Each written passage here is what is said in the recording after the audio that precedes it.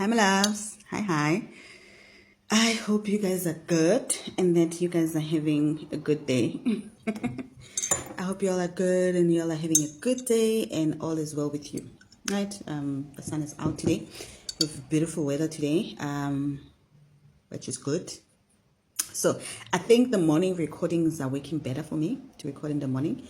And while I upload, I'll be doing other house stuff. But luckily today I don't have much. Well, I have a lot to do personally, spirituality, not for other people. All right. So the lesson on ownership is not coming out as I want it to come. We haven't even written it. When I put the concept forward, they keep saying, nah, not yet. You don't have full information on it. Just wait a bit, right? But I am going to do an intro. So let's just say this is an intro to ownership. So before we even get there, thank you to everyone. Thank you to your messages.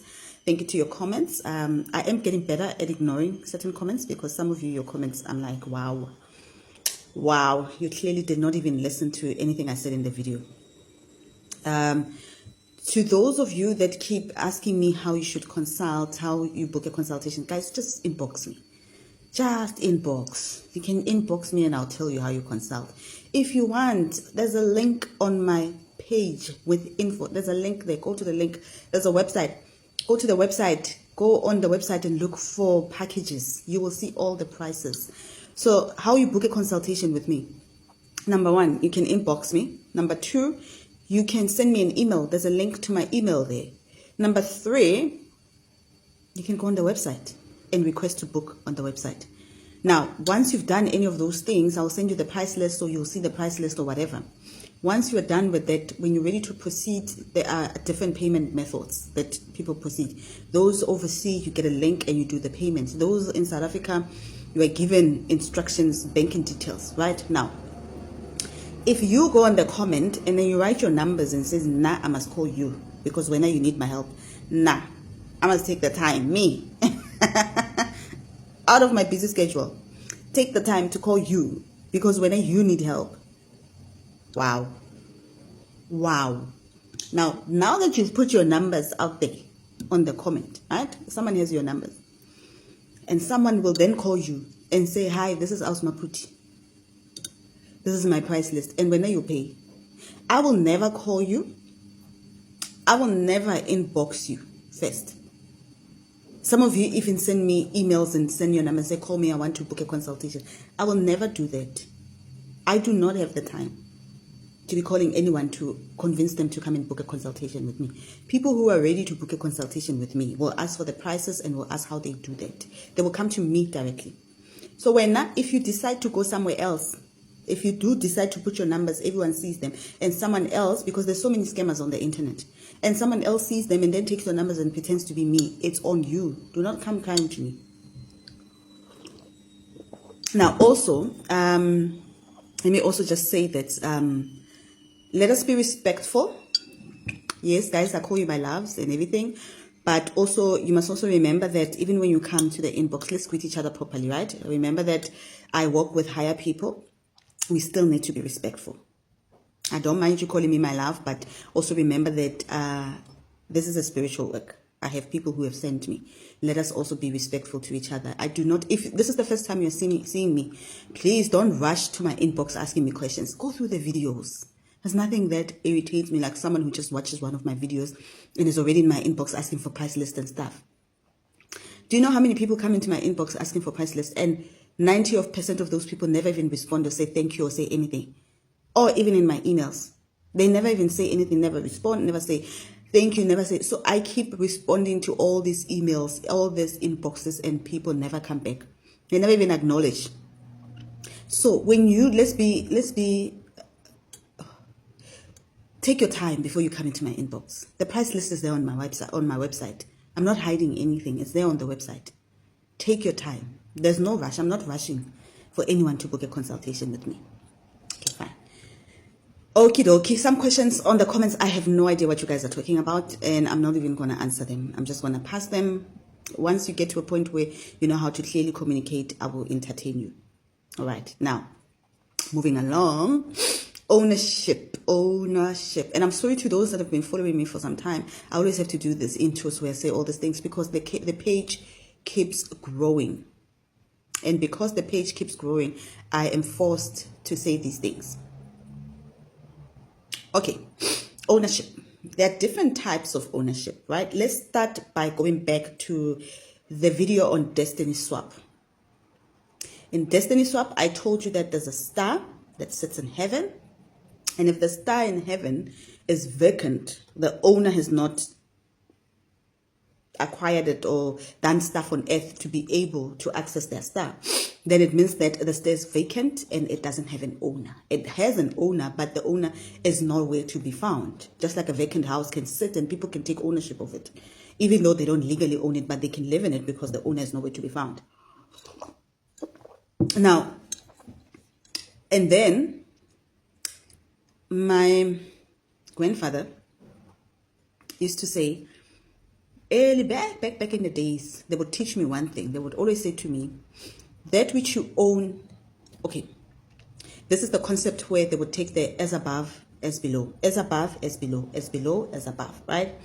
And then he will always say to me, that which you own in heaven, you also have to own on earth. That which you own on earth, you also own in heaven. Okay, fine. In the heavenly realms, let's put it like that. And the concept that he taught me this was, he said to me, okay, let's look at a property. Let's look at a property. Before, when you are born in a particular household, right? You're born in a particular household, right? This is the sign of a pyramid household. You're born in a particular household. Now, the four walls of that household represent the estate where everyone lives. Fine. Now, in that household, it belongs to your parents, right? Let's say your mom, your dad, or a single mother, a single dad, depending on whoever is ownership of that house, especially if the family owns the land. Let's say maybe they have a farm, they have whatever. It doesn't even matter. So long as their names are on there, they own the land, even if it's a government home, but so long as they own the land, the government gave them the land. Fine. Now, people are registered to say who lives in that house. So now you are part of the people who have been registered there, that you live there. Now what then happens is that so long as you are living at home, you belong to your family stewardship. Now, if you leave home, you leave this home and go rent an apartment, the fact that you are renting doesn't make you an owner. You still belong to this household, right? Now, the only time you will be able to fully move out of the ownership, the jurisdiction of your parents, is when you buy land of your own. Then you're considered an adult in heaven. But so long as you have not purchased anything that belongs to you, I'm not talking about a car. So long as you do not have ownership of something, then you are still under the jurisdictions and the stewardship of your parents. Now, many of you live here in rental, and you keep praying, asking for money and this and this and this, but you're able to manifest all those things because you are still viewed in heaven. You are still viewed as a child of this house, and kids are given pocket money. Kids are not given billions. Kids are given pocket money. And how you see that is that many of you will move and rent, right? You are working, but you're renting. The only thing you are able to actually manifest and pay fully is your school. You'll find that when you say you want to upgrade, when you say you want to take a new course, the money always appears. Money for food will always appear. Money for rent, living expenses will always appear. But money for other stuff, bigger things that you need, you are unable to do that unless if your parents are able to purchase it for you or to be a co-owner with you. Right? So now once you gain ownership and purchase something that is your own, then in heaven, you also own land. You also own something. You are also an owner. Now, once you start to become an owner on earth, you become an owner in heaven. Now, some people will think that you can do this in the form of business. Like, now I own a business. No, it doesn't work in business. It needs to be property. It needs to be tangible. It needs to be asset. Then you become an owner in heaven because you own a stake. Hence, that's why assets, we call them stakes. Shares, we call them stakes. Right? Fine. Now, many of you, what you then do, you then Go and purchase funeral plans. Oh, FYA, this is not a financial advice. I'm not a financial advisor. I'm not giving you financial advice. I'm giving you spiritual, showing you how spiritually things work. You go purchase funeral plans, things that help you when you die. You don't purchase anything that helps you, that brings in income generating assets. You don't have income generating assets, right? A property, even if you're buying it and living in it, it can be turned into an income generating asset in the future. Okay. Now, in order for you to be considered an adult in heaven, there needs to be a form of ownership. You need to own something that removes you from the jurisdiction of your parents, right? And sometimes, hence that's why I even made the example in one of the videos on the source of wealth or the goddess alchemy. One of those. If you're new here, please go watch those videos before you start commenting and asking me questions. This is why I made a video and I said that you find, let's take Princess and Sarah. Let's take Princess and Sarah. Princess works at ShopRite. ShopRite is gonna sue me. Princess works at retail. She works at retail. She's a cashier at retail. Or she works in any retail store, right? Princess doesn't earn a lot. So her take home could be, let's put it run about the 8Ks, right? She takes home 8K a month. But Princess was able to purchase land in a township. Princess might live in a tin house, Mkuku, that is nice, but Princess is able to do much. She's even comes to a point where she's able to build, even though she earns 8K. Why can Princess build? And then we've got Sarah. Sarah works at one of the biggest corporate. She takes home 45K a month. But Sarah is still renting. She's still renting. She doesn't own anything. And she's struggling and deep in debt. And she's struggling to manifest money to maintain even her lifestyle. But Princess is able to build a house. Princess lives in there with her kids. They have food. She has money for stock sales. She has money for this. Man, Princess is doing well for herself, right? It is because Princess is considered an adult in the spiritual realm because she owns a property. You are considered an adult when you leave your parents' home through marriage or when you leave through purchase of a property. Then you are considered an adult.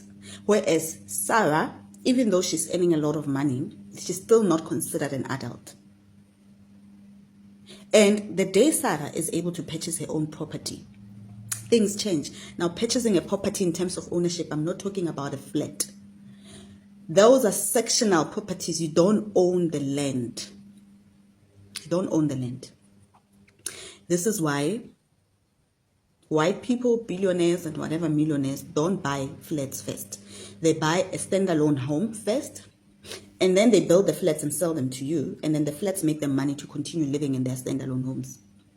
Not only that, even in the flat system, you don't own the land. Don't own the land. You literally just own a piece of stock, just a tiny stuff. You don't even own that place because you don't make the rules. You can't even do ancestral work in any of those places. Even your ancestors can't come and sit. They have no place to come and sit with you. So there is no ownership in purchasing a flat or a townhouse or living in an estate. You don't own the land. Hence, that's why even in estates there are rules you can't even slaughter because the land is not yours, if we are being honest. Right? Those are properties that you purchase to use to bring you an income. Those are income generating properties. If you're looking for an income generating property, you buy a flat and rent it out. You buy an estate house. You buy this. Those are made for people who are living in the city for work, not necessarily settling. Right? But ownership comes in owning something. You have to own something. And once you own something which is tangible, which is land, then you are considered an adult. Because when you get married, you move and you build your own family. Then you are considered an adult. Yes, some people still get married and build their own families, but they still don't have, homes, their own homes. But they're still considered adults. And people who get married, if you notice it, people who get married are able to buy homes, manifest properties quicker than someone who's not married. Okay, now, okay, fine. I said that. Then I then said to my grandfather, I was like, okay, no, I understand it. But what about if you're still struggling and you want to do this in a way that you own something, right? In a way that you have ownership and you own something, and that you will be considered an adult in heaven. And then he said that that's when the concept of the star started coming. And he said to me, you need to be able to access your star, right? If you can take ownership of your star and start to use your star, automatically you will put yourself in a position where you start, because that which you own on heaven, you own in earth. That which you own in heaven, you own on earth. If you can take full ownership of this thing and turn it down, then automatically you will start to own things on earth. This is why many of you in your dreams, you are driving expensive cars, you are living in expensive homes.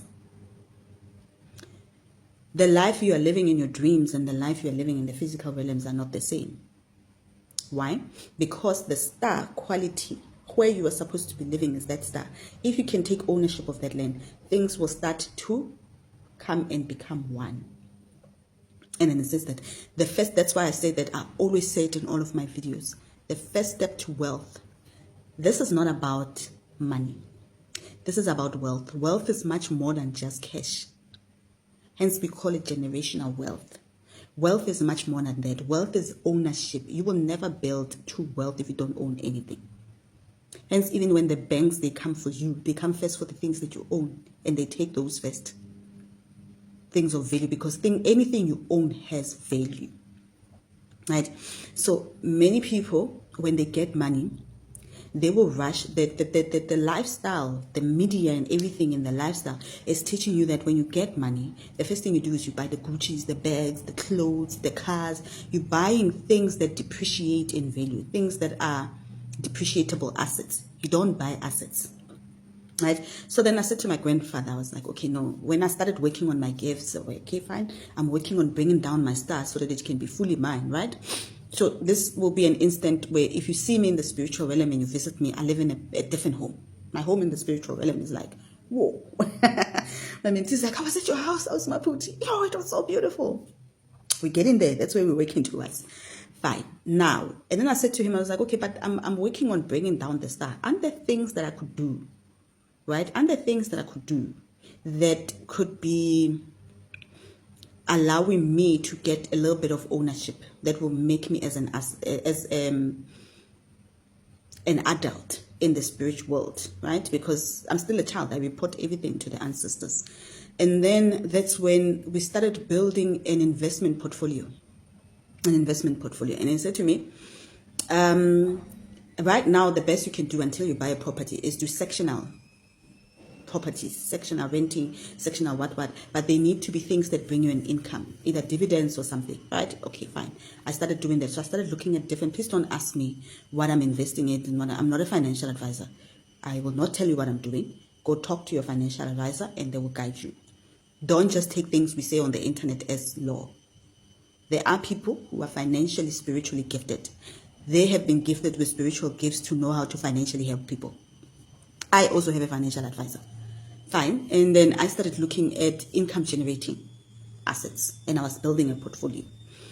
I started building a portfolio. In my portfolio, there is some properties, but I don't fully own the properties. It's sectional property owning. And there is some farming as well, where I own a piece of land and it's farmed, and on my land I produce certain things. Yes, it might be like a tiny piece where I have a couple of blueberries. The other day I was eating blueberries and my grandmother's like, oh no, I bought blueberries and I forgot to eat them. And she's like, yay, Miss Blueberry owner, you have trees there that are making you blueberries and people are purchasing your blueberries, but you don't eat the blueberries. Go eat the blueberries because they are superfood, you know. I own a few things. I invested in solar, I invested in this. So I started building a portfolio. My portfolio doesn't make me a millionaire. Right? It doesn't make me a millionaire, but if I were to be, but that transformed my status. It transformed my status because when I'm sitting in tables with certain people and they are talking about investment, which happened just last month, and I was sitting with a few old white women, and we're having tea, And they're telling me about the investments that they were doing, and I was also telling them about, and then we're having a conversation on investments. And first of all, they thought they were teaching me, and I started talking as well. And they're like, whoa, what? Okay, you did what? Oh, you own what? All right, okay. That put me in a position where I managed to get into a table that I would never have been accepted, to the point that they've even added me on WhatsApp groups in the community. Now I'm part of the community. I've been added on WhatsApp groups that the owners are part of, because it changes your level of status. Working on your finances and improving yourselves, improving your finances will really improve your status and your affordability. Once you improve your affordability, then it's able to then improve. I don't understand. It's then able to improve your access. Now, spirituality and wealth go hand in hand. I hope I'm making sense, because I didn't write anything down, so I might be all over the place. Spirituality and wealth. Wealth is much more than money. Wealth is ownership. Spirituality and wealth go hand in hand. And the more you keep spiritually accessing your gifts and working on them, you do not go and access your star and pull it down all at once. No. Once you start accessing your spiritual gifts and working on them, you also financially start to improve. Not only do you improve financially, you start to also improve in terms of ownership. Then you start to change your credit record. Then you start to improve your affordability, because people who own can afford things. People who own can afford things. Right? When you start working on your spirituality, because sometimes in the physical realm, yes, you might not have issues, but as a mentee that I've been working on, the issues of ownership are not coming from this life, they're coming from the past life. There's things that she left undone there, that she needs to pay for in the past life, nothing bad though. Right? And that is going to fix her being able to own certain things in this life, because she's going to go back and get those things. Spirituality and wealth go hand in hand. They are the same coin. They are the coin. They are the same. They are the same coin. They are the same coin, different sides. And if you can understand that, then you will understand how important it is to follow your gifts. The only people who can help you, because I have people coming to me for a consultation. Let's say maybe a person is doing a full reading, and part of the full reading we touch on finances. And the number one thing that they have been told is that you need to go clear your debts. You need to go talk to a financial advisor. Let them help you how to repay your debt. Because if you are deep in debt, you cannot own anything. Right? And the person will be like, no, okay, fine. Some people, they've been told, okay, no, the assets, they need to start building on assets. Or tell her to protect her assets. She needs to protect her assets. We see something in the future that might, but if she's protected her assets, she will be able to do that. I had a recent conversation with someone who has money for days. She has money, but she doesn't own any assets. And if anything were to happen to the people who are funding her life and everything, and the businesses and everything, she would be left with nothing, because she doesn't own anything. And the jinx of our consultation was on ownership. It was how she should take control and own assets in her name. Because when you don't have anything in your name, you do not belong anywhere. You are still under the jurisdiction of your parents. And the people who are under the jurisdiction of their parents, it means that the big chunk of your wealth is channeled to your parents to take care of you. And once you remove yourself from your parents' jurisdiction, then you are able to channel the big chunk of your wealth to better your life. Ownership. You need to get to a point where you own things, and don't own things that are depreciating in value like a car. Many people, when they get a job, the first thing you rush to is buying a car. Yes, a car does make life easier, does make things much more easier in terms of movement. But some of you rushed to buy a car, which you were paying, let's say, 12 to 15,000 a month. And you are renting a place that's 12,000, that's already 24,000. You are earning 60. Maybe let's say you are earning 50. So half of your money is going to things that depreciate in value that you don't own, and the rest is used on petrol, is used on insurance, is used on money to send home. At the end of the month, when you look at, you're only left with 5,000 in affordable. You don't, that's all you're left with, but you earn 50, right? Because you rushed to go buy a car, and then that car sits in the parking lot of your complex or the parking lot of your office building the whole day, and then it drives you to home, and then you sit in that apartment and you sleep. Whereas 80% of your life is spent sleeping in that apartment and working in that office, and the car is just moving you through that, and it's not really, you're not benefiting much from those two things that are the biggest chunk of your thing. Whereas if you had went and rushed for a mortgage and bought a house, and that house, the installment is, let's say 15,000. I don't know how much installments there are. Maybe you are paying 5,000, 7,000 on installment every month on your house, and then you are using, what is it called, city buses, you are using taxis, right? That's why many people use the Gautrain. They're always packed in the Gautrain because they've seen that it's cheaper and less more expensive, and they have cars. Yet they have cars. You get what I mean? So if you had went and started looking at, okay, now I'm going to take, instead of paying 12,000, I'm going to pay 3,000 a month on transportation to go to work, because I'm always in the office. When I get there, I'll get on the bus, I go home. Do that for a couple of months, for a couple of years, a year or two. Take that, because if you take that 9,000, put it towards your bond, pay that faster, or put it towards other investments that bring income. Never invest in anything that does not bring you an income. If you're going to make an investment, this thing must bring you an income at a certain point. It must bring you dividends. When I look at things, if I'm not getting money from it, I'm not putting my money in it. I need to get something in return in order to put my money in it. Right? Then you start talking to your financial advisor, and specifically when you talk to your financial advisor, ask them, I need income generating assets. Then you start building on that. You start building on that. You never know. You could even afford 2 homes, maybe buy a house. Then you are spending 30,000 every month on your own home and an apartment. The apartment is making you 15,000 income every month. There's an added income. So sometimes it's just, and some of these things, I have people who have consulted with me who, when I tell them these things, they're like, ish, yeah, and I saw it in a dream. Ish, yeah, and I remember, I think they told me something like that. Sometimes you do get the intuitive message. That's why I've made 2 videos on intuition. Sometimes you do get the intuitive messages that are talking to you to say that you need to stop, close that loan. You need to do this. You need to do this. Oh, there's a credit card that I have. I had totally forgotten about it. And there's something that I wanted to purchase recently, and I forgot about the credit card. I do put money into it, but I forget about it. And I kept thinking, it's been coming into my mind that I should close this credit card.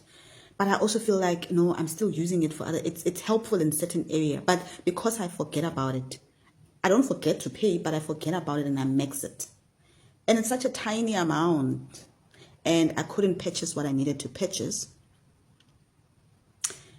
because of maxing out that credit card twice. It's like 2,000 prevented me from purchasing something. But I can't cry.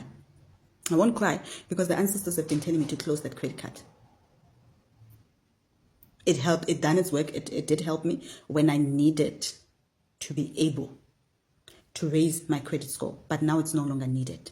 And it's the one that's preventing me to now move forward. I can't blame anyone. I blame myself because I didn't listen. And this is where I'm coming to. Many of you are in the financial situations that you're in, not because of anyone put you there, not because of witchcraft, not because of Boloi. It's poor financial management. And you might be an intelligent and be a scientist and be an engineer and be a what, but you're not an engineer at money. There is a reason why people go to school. I've even met accountants who are deep in debt and have made poor financial decisions. I don't know how many accountants I've met. And I'm like, wait, but you are an accountant. You are a CA. You should actually know how to manage money better than us. But no. The many CAs I know, they are the most indebted people I've come across. And it never makes sense. But it's because they forget that money is spiritual, wealth is spiritual. It's not about a book. And if you try and do it on your own, you are going to mess up a lot of things. This is why you need to rely on your ancestors. Go back, ask for advice. talk to them. And when they give you instructions, if you book a consultation and you are given clear instructions on what you need to go do, those who go and implement the clear instructions, within a space of a month, they find themselves in a better position. I have a client who's been implementing and they've been doing the work, searching, researching. Because of that, in our second follow-up consultation, I talked about money that's coming. This week she sent me a message and she's like, hey, I got a notification and an email. The money is here. We're getting the money. Because she's been doing what she's supposed to be doing. Hey, who are these people now calling me? All right. So yeah, that's the message I had. It's an intro. We will come back with the full lesson once the teachers agree and we find a way of going about it. All right, I'm gonna stop it here. Yeah.